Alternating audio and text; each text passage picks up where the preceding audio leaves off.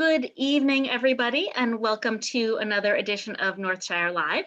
Thank you so much for being here with us tonight. My name is Rachel. I'm the event manager for Northshire Bookstore in Saratoga Springs, New York. And before we get started, just a couple of quick housekeeping notes. First of all, you may notice that this meeting is being recorded for future broadcast on our YouTube channel. However, fear not, if you want to have your camera on, we have the settings set so that it is recording only those of us who are unmuted and speaking. So you can have your camera on if you wish. You will not be recorded and show up on YouTube in perpetuity. And then before I introduce our authors, just a note of thanks to all of you for shopping local and supporting independent businesses throughout this wild and crazy year and a half we've been having. It hasn't been a great time for independent businesses of any stripes, and particularly for independent bookstores. But we've made it through this far thanks to you and your continued generous support, and we are deeply, deeply grateful for that. So thank you so much. Now, it is my great pleasure to get to be the one to welcome Lucy Jane Santos to Northshire Live to celebrate the release of her book, Half-Lives. She's an expert in the history of 20th century health and beauty with a particular interest in the cultural history of radioactivity. She is now the Executive Secretary of the British Society for the History of Science. And she'll be interviewed tonight by Brandy Schillace, a historian of medicine and the critically acclaimed author of books including Dr. Humble and Mr. Butcher, Death's Summer Coat, and Clockwork Futures. The host of the Peculiar Book Club, a live stream community for authors and their readers, she's a 2018 winner of the Arthur P. Sloan Science Foundation Award. Please join me in welcoming them both to Northshire Live. Hi. Hello. Well, it's very exciting to be here to interview Lucy. And it is Schillace. I know it doesn't look like that. I get called Shoelace a lot when I'm in Minnesota. I dress the part. I've managed to find bright green lipstick. It's a little darker, I think, but this is for you, Lucy. It's not radioactive, I don't think. It's gorgeous, though. I went with the 1920s theme because one of the things I love about Lucy's book is how it really brings, it's not just about radium, but it brings an entire cultural experience right into your living room, basically, as you read the book. And for me, I like clothes, don't we all? But it's a sense in which the way clothing, health, beauty, fashion, all of these different things came together. And so I really want to start our questions. I'm going to dive right in tonight, Lucy, and I just want to ask you, how did you get to radium? I mean, how did you get from health and beauty products to radium? And can you take us a little bit on that journey? Yeah, I mean, it was through the health and beauty interest that I've had. So I have been interested in health and beauty of the 20th century specifically for a long time. Back in about 2010, I was known as the glamourologist, which is a title I gave myself, and I insisted everyone called me. But that was a project that me and two other women were doing, and we were teaching people how to do vintage makeup, to look the part, do your eyes, do your lips. And we were also teaching history alongside it. So they came for the makeup, and then because my friends were the makeup artists, and then I would swoop in and tell them the history, whether they liked it or not, because they were there at that point. So I was really into vintage beauty and vintage looks, and part of that was collecting. And I used to collect lipsticks, the grubbier the better, like old powders, old lipsticks, anything I could get my hands on.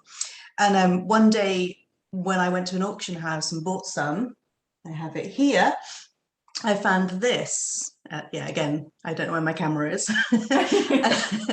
I found this, and it's beautiful. It's sort of like this Art Deco. It's a 1930s brand of makeup from a Parisian company, and I thought it would be gorgeous on my dressing table.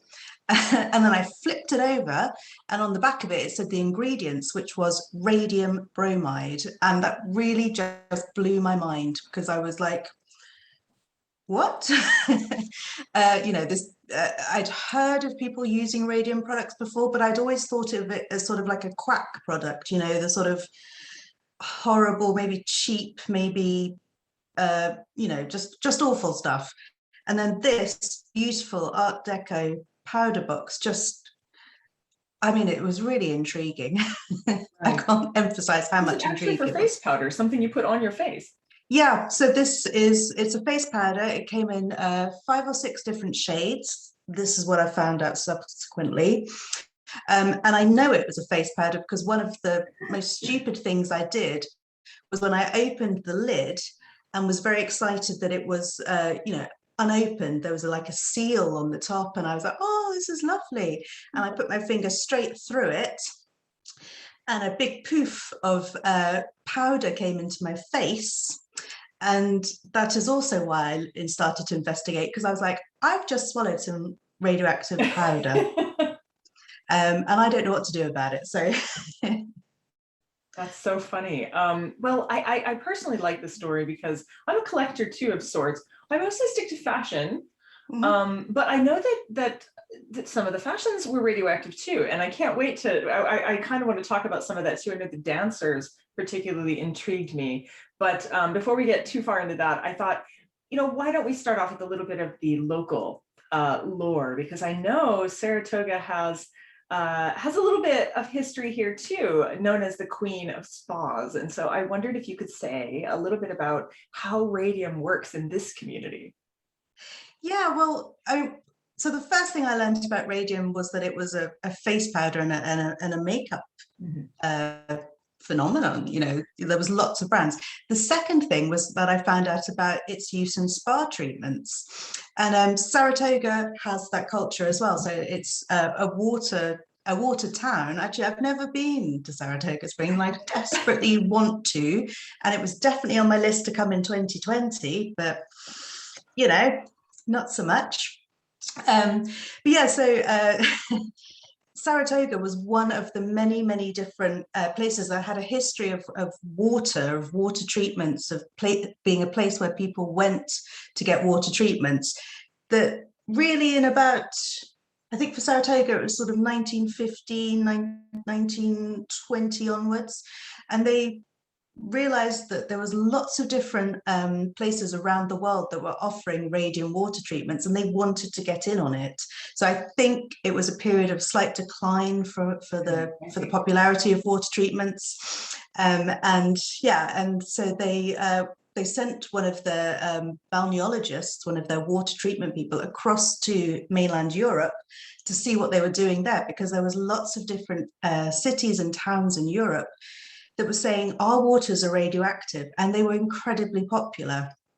And some of these towns were making an absolute fortune. So of course, many towns in many different countries that maybe weren't really in their heyday anymore were looking for a solution to really reinvigorate and to emphasize to really feel how water could become popular again, because it was, after centuries, it was sort of just not the fashion anymore. There was other treatments and other technologies that were replacing water as a healing. I've been to Saratoga Springs. I haven't been to any of the baths, but so I'm not someone who studies radium, but somehow I've ended up in Thermopylae and Saratoga Springs. It's as though I was planning that I was going to do this with you, Lucy. But what strikes me is just how beautiful a lot of the bathhouses and spa houses are. I mean, this was like a luxury kind of item, wasn't it? Yes, I mean, get it right for a town, and you're really talking about big money as well. There's a very famous spa town in England called Bath, that had a history since the Roman times. But by the 20th century, again, it's sort of lost favor. People weren't really looking at going for water treatments anymore. And they discovered that their waters were radioactive. And it really made it a boom town. There was talk of investing £25 million to turn Bath into Britain's Radium Spa. I mean, this is serious money, and they were doing serious investment projects. That is fascinating. Well, and I think that to take it back just a little bit, it sort of causes a gold rush of sorts, doesn't it? We go from people not really knowing that the waters have these properties to suddenly it's a big deal. But that's kind of the history of radium itself. So I wonder if you could tell us a little bit about pitchblende, because I know I'm fascinated. Partly it's because I have an interest in coal tar too, which is sort of something else from medical history. But tell us how pitchblende went from sort of trash to treasure. So pitchblende is a mineral substance. It's found in many mining towns around the world, and it was always found when the sort of valuable stuff had run out. So you had your lovely silver mine or your copper mine, and you sort of really exhausted the seam of it. You know, it was the golden days were over. And then at that point, you started finding all of this stuff that was called pitchblende, or which is a dark mineral, and it was also known as ore robber, or basically a waste of time.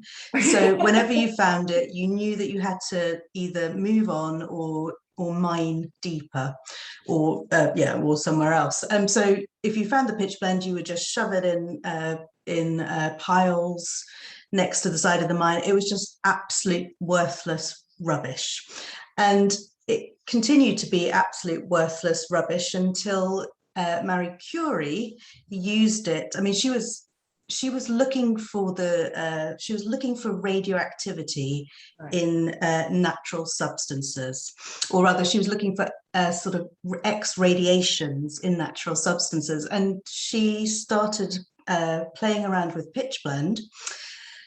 And she found they knew that it had a uranium content, and they had discovered that uranium emitted radioactivity. But then she started finding that there was more radioactivity than could be explained from just the uranium. And then, again, paraphrasing, going over about 4 years of serious science, discovered radium. And she discovered radium and polonium in this substance that had been known as a waste of space. And I mean, it's yeah. I think sometimes about all the people who must have just paid people to take it away, and now all of a sudden it's worth an absolute scat of money. That had to have been kind of hard to swallow. Yeah, I mean, there's one story because it was known. I mean, it's not completely true to say that it was a waste of space, because it, like I said, it was known to contain uranium, and uranium had a little bit of a flash of interest before it was known to be radioactive. It was known to actually color glass and pottery. So about 1850, you start getting people making uranium glass, and using it as a coloring agent. So pitchblende starts getting used, but obviously once they've extracted the uranium, they still just throw it to the side again. So you've got a little bit of use, but then it's thrown away. And you've got once radium has been discovered, they go back to journalists, find companies that had been using uranium for pottery and glass, and they're like, do you know what you had? And then we used to pay people to take away the pitchblende rubbish. It used to cost us a fortune. People were burying it in the foundations of buildings. I haven't been able to prove this in any shape or form, but I did see a claim once that pitchblende that had its uranium extracted was being shipped over to the US, and Manhattan was built on pitchblende. I don't know if this is true. I'd love to know, but basically, any that hole might in explain Manhattan. Ghostbusters. Yes. Oh gosh, that's what it was. Actually, that's. I'm just going to go write a blog post now. I'm really excited by that idea. but it's a story of rubbish to gold, and well, and it really did make some people's fortunes. So, and I know we've got a bit ahead of ourselves, because the whole reason she was looking at radioactivity, Marie Curie, was because of X-rays. And I don't think most people realize what a craze that was. I worked at a medical history museum, and I did a lot we had all kinds of equipment there. And one of the things we had was a really old X-ray machine. And so I did a little bit of study, and I was just shocked at how this went around the globe. Like, everybody wanted to make their own X-rays, which just sounds completely ludicrous to me. So could you maybe give us a little bit of that backstory? Like, why was there X-ray mania? I mean, I guess there's two things. So scientists have been studying invisible radiations and radiations in general for quite a while. And then Wilhelm Röntgen discovered an invisible, a radiation that's invisible to the human eye, and they didn't really understand it at all, so they called it X. But what he didn't realize how to do is how to make it. So how to make a generator to make this, and within it's like something like 3 weeks of less than that, 2 weeks of him. It's like 12 or 14 days. Is yeah, ridiculous.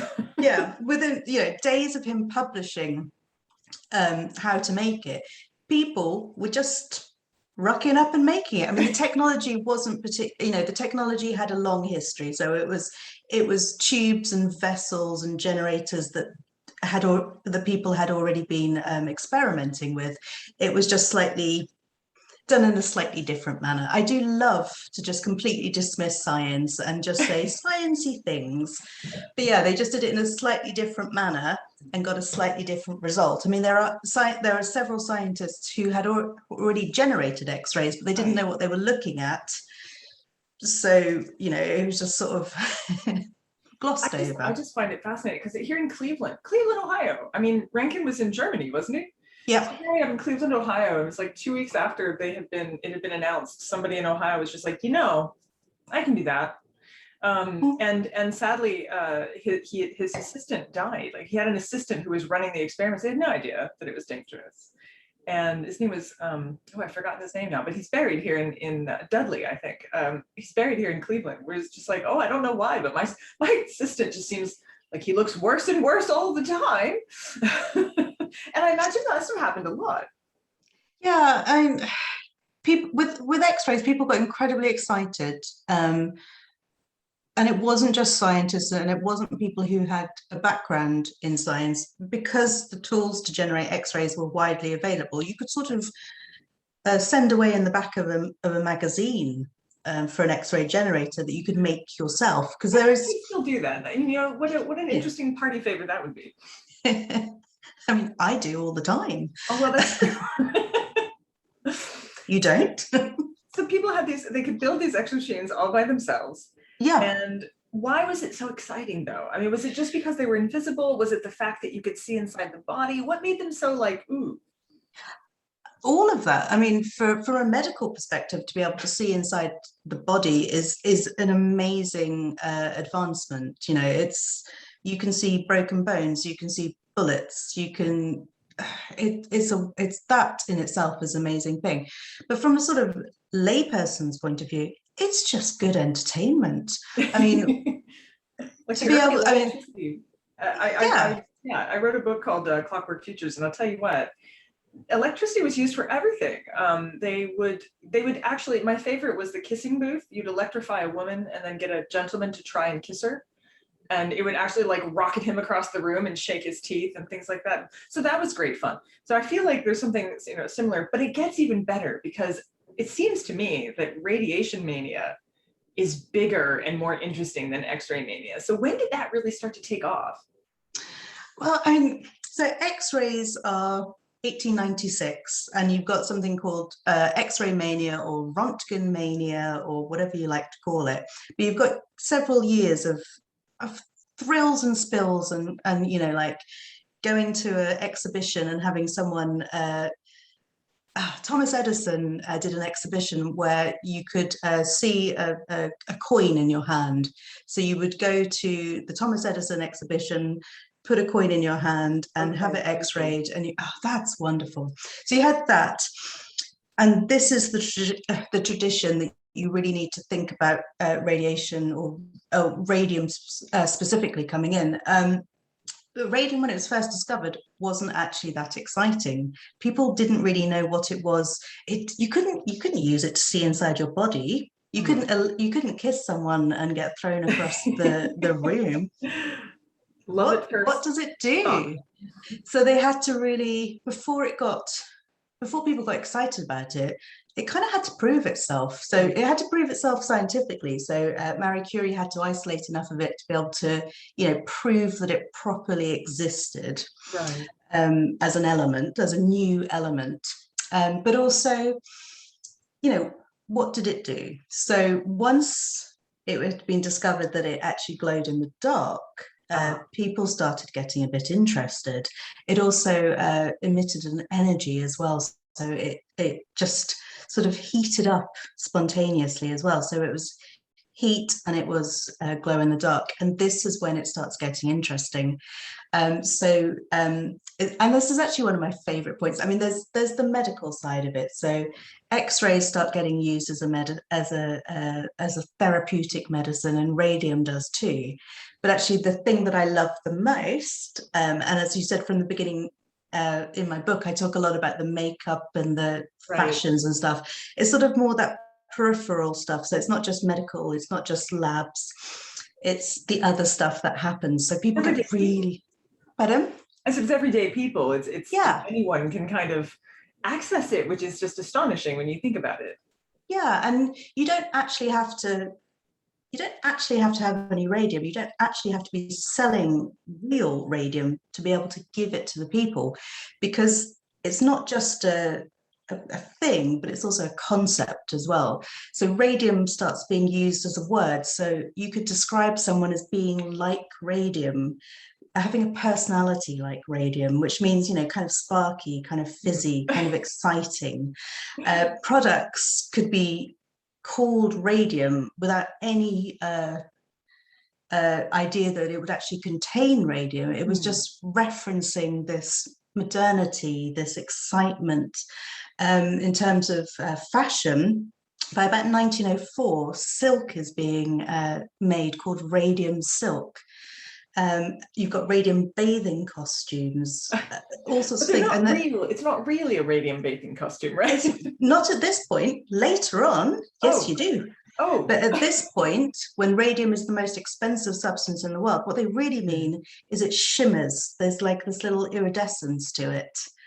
And so it's a color, it's a concept, it's a signifier of modernity and technology and all those things that people love in the early 20th century. Right. I mean, the idea that you were being a modern woman, for instance, starts there. It also carries on into the 20s and 30s. And radium is ideally placed to be this substance, and that's just outside of the medical and science world.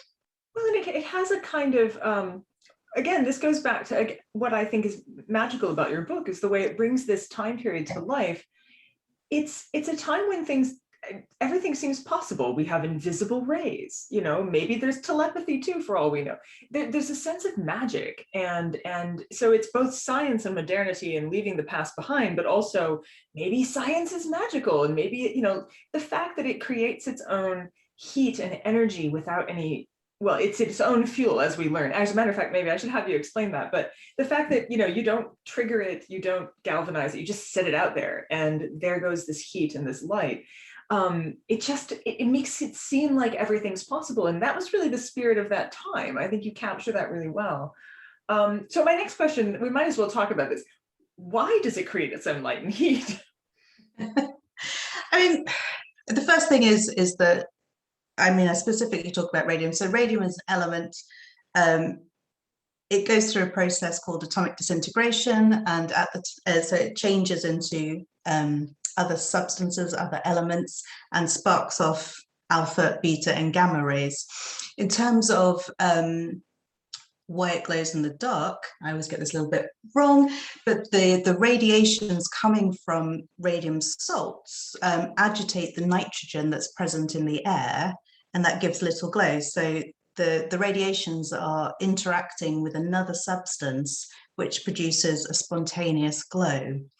So the heat is coming from the atomic disintegration, but the glow is coming from its agitating nitrogen, which again is a fascinating idea that elements are not only disintegrating, but they're interacting and producing this and turning into each other. I mean, I think one of my favorite lines in your book, which I failed to mark, I'd read it out, is where you're describing how it becomes one thing and then it becomes another thing, and then that disintegrates more, and ultimately you end up with lead, I think. Am I right? So there's this sense in which it's a transformative element, and again, it's so perfect for the turn of the century and the early 20th century, because it's a time of transformation and of looking forward and all of that. So you have this light emitting, energy producing, hot, transformative element. And so what happens next? It seems like instead of people immediately reacting to that, we think of radium and radiation, and you think of, you know, nuclear disaster and Armageddon and post-apocalyptic wasteland, but that's not what they thought. So when they heard these words, what was the kind, what drew them in? What did it mean to them for something to be radium? I mean, I mean, 1903 is really the year.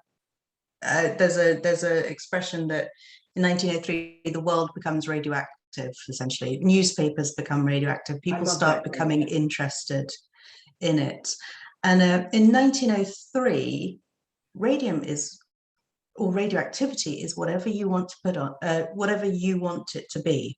It's completely malleable. It's a cure for cancer, or it's the hope for a cure for cancer.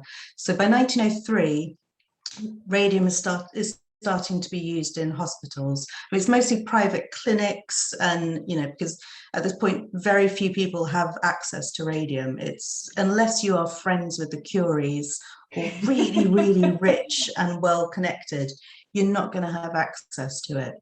But the people that do are starting to use it to treat external tumors. So one of the properties of it is that it burns the skin. So if you have some radium salts and you place it on your skin, it's going to cause a reddening. If you don't take it away, it's going to start blistering and it's going to come off. And the idea that people were playing around with was that if that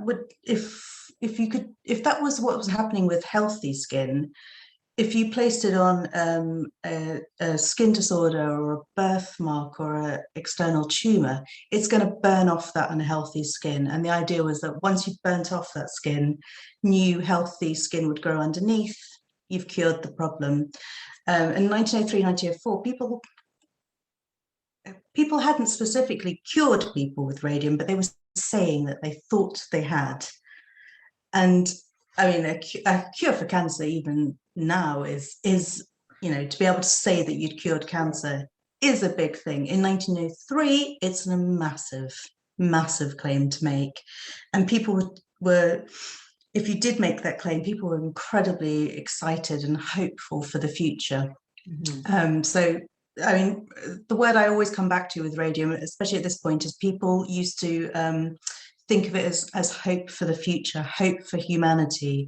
So it would cure cancer, but you could also use the properties to have heating, for instance. So you could have a long-lasting natural heat using radium. I mean, obviously that's still a thing that people are with uranium and nuclear energy and things, people are still thinking about this type of thing. It's still something that we very much talk about now, but it was a hope that you could have clean energy, you know, that you wouldn't be relying on gas and all those nasty smoggy stuff that people used to use. Well, and it's not entirely misplaced. We do use radiation in cancer therapy, and you know, we do have nuclear power. So I think on one hand, I almost wish I lived in such a hopeful time period where words like that didn't make me think of Fury Road, but instead made me think of like hope for the future and tall buildings and, you know, cool dresses. But I think that's the magical property of radium, is that not only did it do that, but it sold that to everyday people. I mean, so you said originally only the Curies and their friends and really wealthy people. What made it suddenly so available to everyone else?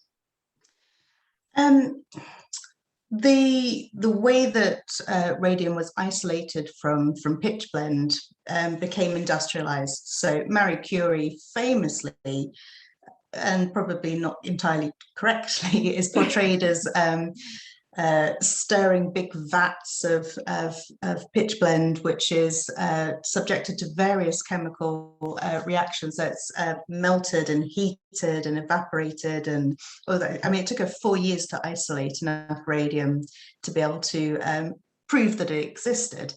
But as the process became more industrialized, it became a lot easier. Also, the places where radium could be found, there was just people discovered more places. So originally, radium pitchblende really just came from one town in Bohemia, which is now the Czech Republic. Right. And yeah, so there wasn't a lot about. It took a long time to isolate, and it was really expensive process to do so. But as it became easier and more uranium was found, and different types of uranium bearing minerals were found, especially in the US, it just became a lot cheaper. So one of the things that you talk about in your book, which I think is sort of interesting, is it's not actually a substance that get used up along the way. You can radiate things and you still have the radium and the thing is radiated. So can you talk a little bit about what that, I know that this is true of radium water and beverage drinks that they sold, but what about the makeups? Was there actual radium in the makeup, or was it irradiated makeup, or are there both? There's both. So there's both, and makeup companies have a little bit of a fight with each other about who has the best process. So there's one makeup company who very much says every single one of our products has a little bit of radium salt in it, or rather they say a source of natural radium. So very much fudging what it is. But ours has radium salts in it.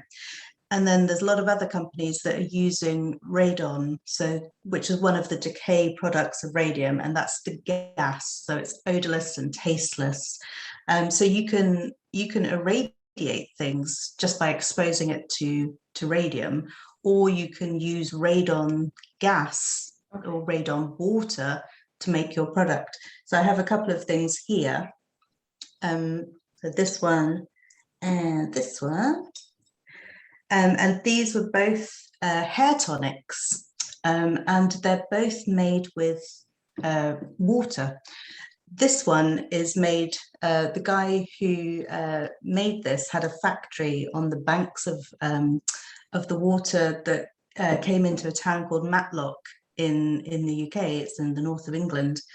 And he just basically scooped up the water, which had been proven to be containing radioactivity, and just sold his hair tonic. I think he put a few little herbs in it or something, but this is, and it was called Frederick Godfrey's Renair Antiseptic Radioactive Hair Tonic. And it was a big seller. He shipped it to the US as well. I mean, it was a massive deal at the time, and it was said to stimulate the hair follicles. So these styles of products. I mean, there's two different therapies going on. So there's the radium therapy, which is the idea that radium salts burn the skin. Mm-hmm. And then there's this more natural therapy, which comes from spa towns like Saratoga, which is you can drink the water, or you can put the tonic on your hair, and it's just going to stimulate your metabolism.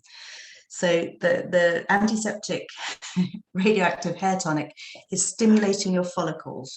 So it's going to, if you're bald, it's going to grow your hair back. If you've got grey hair, it's going to restore your hair to its natural colour. Amazing. Oh, and also it makes it thick, gets rid of dandruff. Like any product that you could go and buy today, it's the same claims, it's just different ways of achieving it through radioactivity. Did they work? Who's to say? I mean, this one here, this is my so this is a company, this was a lady called Helen Cavendish, and this is a Radium hair restorer. This was on sale from 1914 and to about 1960 something. What? And they seem to have dropped the claims of radioactivity after atomic bombs have been dropped. As you would. But it's still called radium, so the word radium is still in there. But a product that is, several of these products I've found have been available for 20, 30, 40 years. So it's not scientifically proven in terms of history, but that's a long time for a product. These aren't fad products. These are products that people have an allegiance to, that they keep buying. So whether or not it's the radioactivity that's working, or whether the product itself might just be a good product, regardless, it's really hard to tell. There's very little evidence. Yeah, but someone's buying it for a long time. They're on sale in big shops, chain shops, someone's making a lot of money. These are fancy. I mean, those look quite, like you said, the product, the packaging. I mean, I think I'm a sucker for packaging actually too.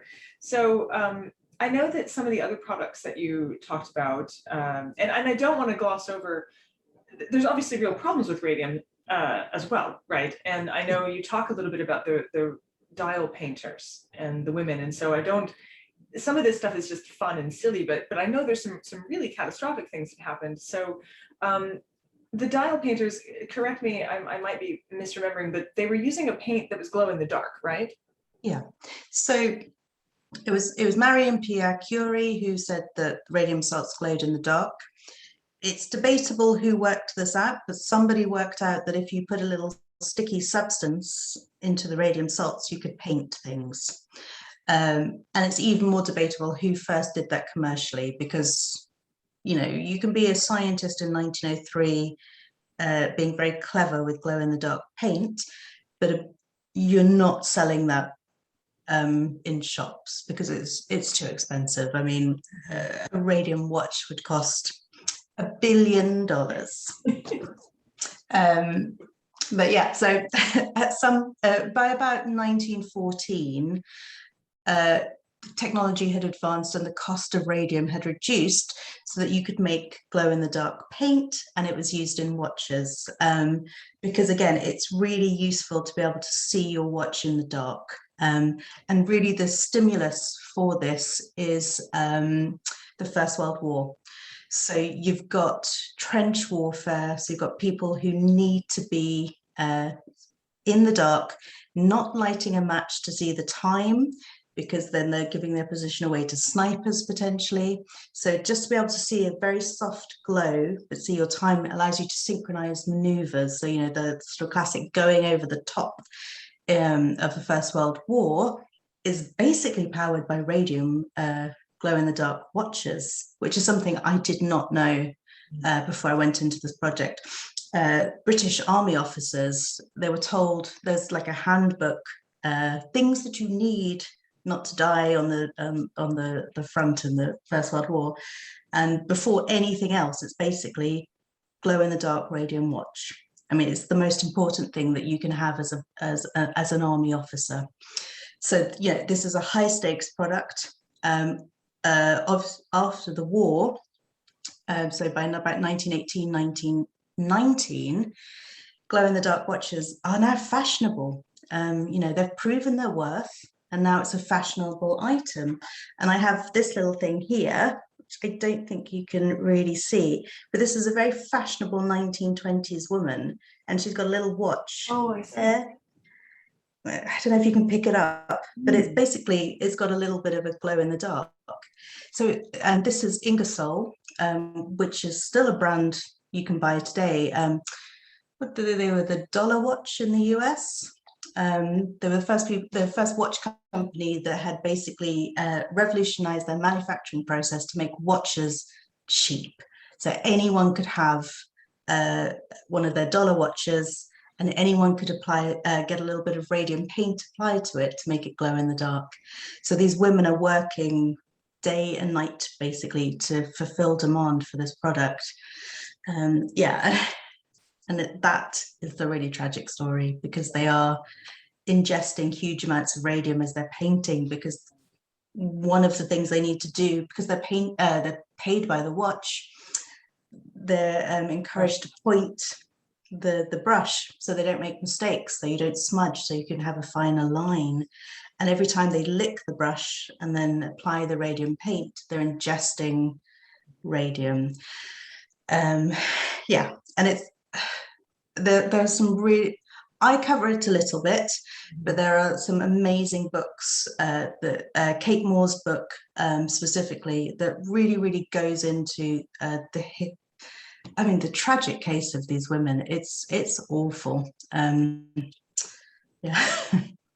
But it's true. I mean, didn't many of the people who worked with radium before they knew, I mean, also the researchers and scientists, some of them I know, if not the scientists themselves, their assistants, as I was talking about the X-ray, similar kinds of things happen. And is it true that Mary Curie might have also been a victim of that?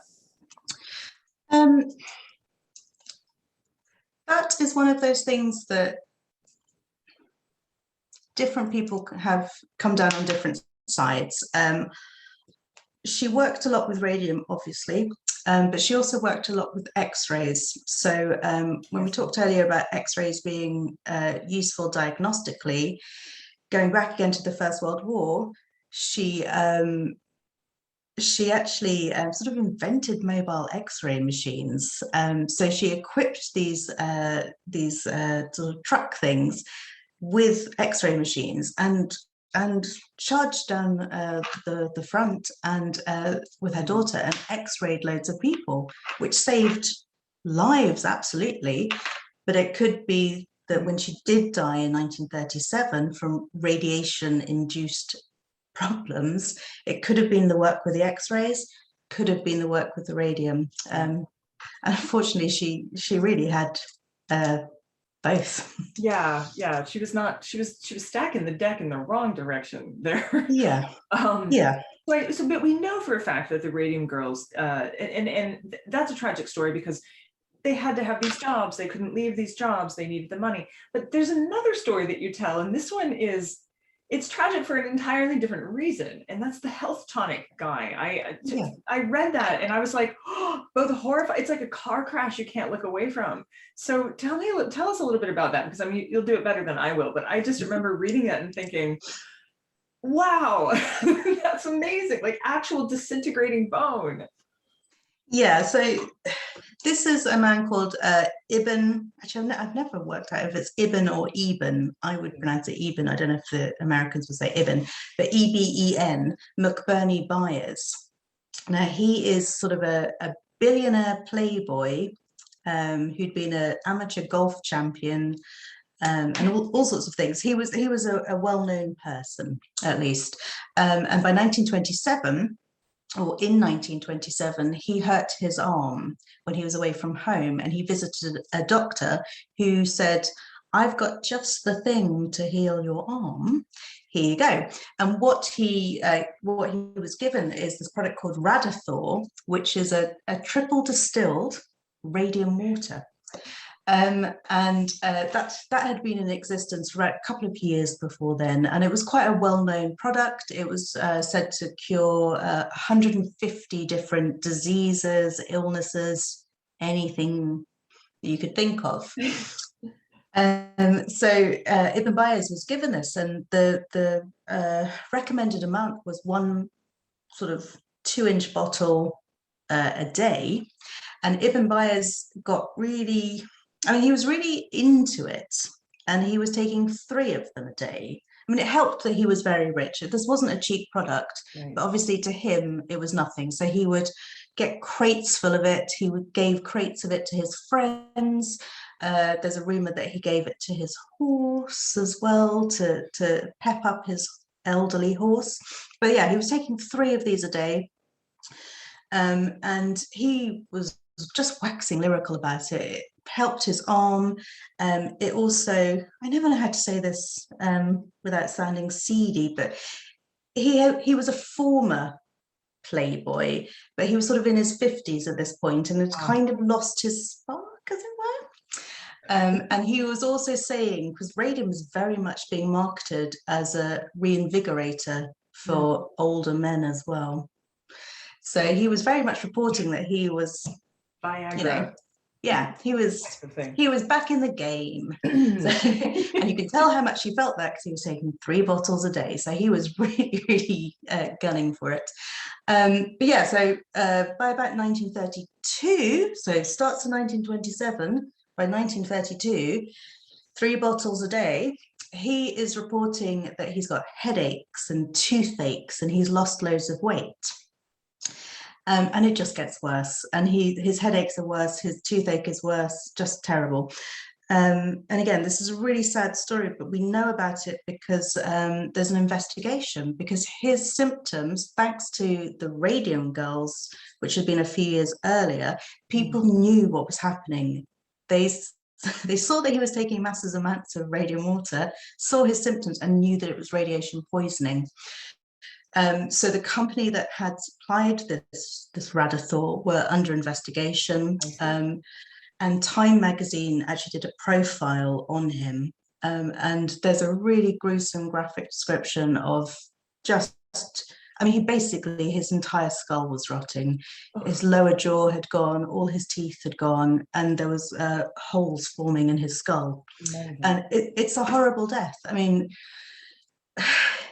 this project has been weird in the sense because we can go from glow-in-the-dark theatrical costumes to makeup to all of these products that we just go, oh, maybe that's not a good idea. But at the heart of it is people that are really suffering. So there's the Radium girls, there's even buyers. I talk a little bit about women who had gone under treatment for X-ray hair removal. So I did see a comment flashing up about X-ray machines for shoes. But people were also removing their hair in beauty salons using X-rays, because X-rays do actually do a very good job of removing hair. You can't deny it, you know. However, it's true that at the time they were using quite caustic things to remove hair. So I suppose if it's a straight razor or acid or an X-ray, you know, it would have seemed like a good option. Yeah, the X-ray hair removal at the time seemed like a clean technology that was better than using a caustic product to dissolve the hair. And people didn't have I think the thing is that people didn't have a concept that after the initial burn, which was a very real risk with X-ray hair removal, that once it went away, there was something else that could happen 10, 15, 20 years later, because it was being treated like a sunburn. And we know now that sunburns do obviously have a longer term implication, but most people could have a day in the sun and not go, oh my God, I'm about to die the next day. Right. You know, like, oh gosh, put some cream on it. Yeah. And that's the thing, there's no concept that 30 years later, this might come and kick you. Right. Well, and I just want to ask, and I know we're starting to run close to time, but what does that tell us about today? I feel like there's bound to be plenty of other products that we trust or that are even media driven or faddish today, and that we're falling for. And you know, it's easy to go like, oh, those silly people in that radium, and yet we're doing things that probably don't make sense really too.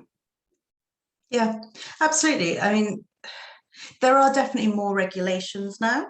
There are definitely more better understandings of long-term implications, but there are also so many dodges that companies still do, especially in the beauty industry as well, that we just don't know the implications of. I mean, I was reading a book recently about one particular company, and you know, they test their shampoo, they test their conditioner, and they say you can use our shampoo and it's not going to hurt you. You can use our conditioner and it's not going to hurt you. But what they don't say is what happens when you use both of them together. And using both of them together actually could cause problems. You know, and that's just a very simplified thing of something that we still do, that we deal with today, but we don't even think about. You know, companies will say something is dermatologically tested, and we think, brilliant, it's not going to hurt our skin. But what they don't say is what it does to the rest of you. Right. Yes. Yeah. Safe for your skin.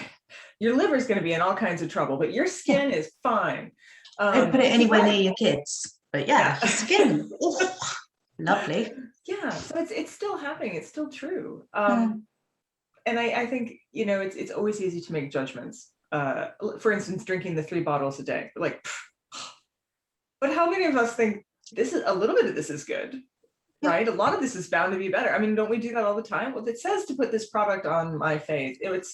I have dermatological issues myself, and I have a product I'm supposed to use morning and night. And I confess that there's times where I'm like, but like middle of the day too, right? And no, wrong, follow directions, but we tend not to. And then that's assuming the directions themselves are correct and that we haven't made mistakes along the way. Yeah. I know that we wanted to leave some time for questions, so I want to stop and allow people to talk to you directly, because it is such a great book. And if you guys have read it, oh my goodness, and I'd love to hear your thoughts about it, because I'm also going to be having Lucy on to my book club later in the year, in which case you will absolutely, hopefully by then, have read it and can have a great discussion with it. But for now, anybody wants to ask questions? Yeah, we have a great question in the chat from Daniel asking, as a collector, how many of your containers still contain original contents, and how do you store them if they do? The answer to this is very different to what I would give if this was an official question. When I've had my products tested by museums, I'm like, yes, very careful. But they're all around me right now, so I can show you, actually. Most of the ones that most of these contained water, long evaporated, there's nothing there. This one that I have here, which may take a little bit of explaining, but these are compressed bulbs. I don't know if you can see the picture there, but what they do, just have to lean over to this. So this is a soda siphon. So it turns normal water into carbonated water. And it's been around since this company was around from about the 1890s. And you put one of these bulbs in it and it discharges carbon dioxide, and it turns the water carbonated. But these ones are actually called radon bulbs. So not only does it turn water sparkling, but it also turns water radioactive. And these are still radioactive. I don't know what's in them, but it's nasty stuff. And I've had it tested at a university, and yeah, these are hot, these are spicy, these are not things that you put near you normally. I'm just going to put them over here. But what we are going to do, and COVID ruined it, but we're going to, I'm going to go back to the university as soon as I can, and we're actually going to put one of the bulbs in this siphon, and we're going to turn some water radioactive and then measure it and see what really is in there. And then we will throw it away very safely and will not obviously drink it. But yeah, so that is definitely radioactive. Most of the stuff I have is very small trace amounts, if anything. One of the advantages of being in the UK in terms of this is we don't actually have the access to it. I mean, I have friends in the US who buy all sorts of stuff that's really seriously dangerous, but no one will send it to me in the post over here, so I don't get to have any, unfortunately. Otherwise I totally would. That's interesting that you say that. I was in a museum where I was offered, they had a whole batch, a little small museum in the United States of things, and they were like, do you want some ergot? We've got some of that. And they're just pulling stuff out, and I was like, no, I don't. But yeah, you're right, it's easy to get. Oh yeah, I think if I haven't been to US for a while, but I just think I'd just be bathing in radioactivity all over the place. People just giving me stuff. Yeah. So Vicky asked in the chat, if Eben had only had 1 bottle a day instead of the 3, would he have survived? Interesting. Possibly. It's hard to say, isn't it? But I know he was giving it to his friends. One of his friends, Mary Hill, he was giving it to. I don't know how much she took, and I don't think it's recorded anywhere, but she actually died in a couple of years before him. So there was 2 people that very much died from using it, but he was also giving it to other people. And it was, I mean, They sold 500,000 bottles of this product in the space of 5 years. So people were definitely taking it. There's only 2 cases that have been very specifically tied, or 2 people dying that have been very specifically tied to them taking it. But it's really hard because people were not being monitored for this, because it was everywhere and so many different products were available. It was only because he was very rich, very famous, that it really captured the media attention. Otherwise, I don't know if he would have even, if he'd just been a normal person drinking a few bottles a day, I'm not sure it would have captured the public imagination. Right. So there might not know about it. Might be deaths that we just don't know about. Yeah, very likely is. But they're definitely lost to time, unfortunately, because it's very difficult to pin down something that somebody did 30 years. I mean, even Byers is different because he is taking huge amounts and in the space of 5 years is dying, just like the Radium girls, huge amounts, short time space. But people like the women who are having their hair removed by X-rays, it's really hard to say, right, something you did in 1926 has caused this cancer that we're monitoring in 1953. It's really hard to do that. I actually wonder, when did the tide really turn in terms of public knowledge and awareness that this was something that was actually dangerous instead of exciting and healthy?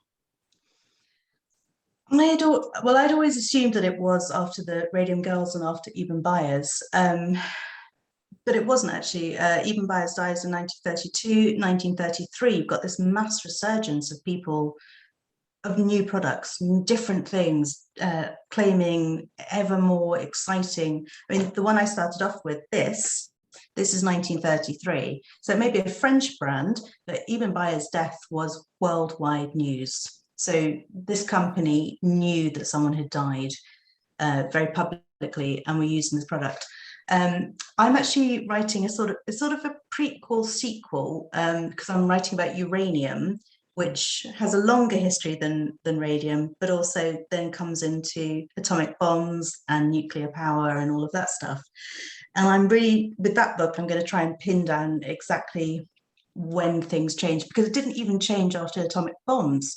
A couple of months after the atomic bombs have dropped, you've got makeup brands that are still claiming radium and radioactivity as going to save the world. You've also got this really interesting thing where a company in New Zealand, for instance, have launched a new lipstick in 1946, and they're advertising it. It's called Atomic Blast, and they're advertising it as flame swept.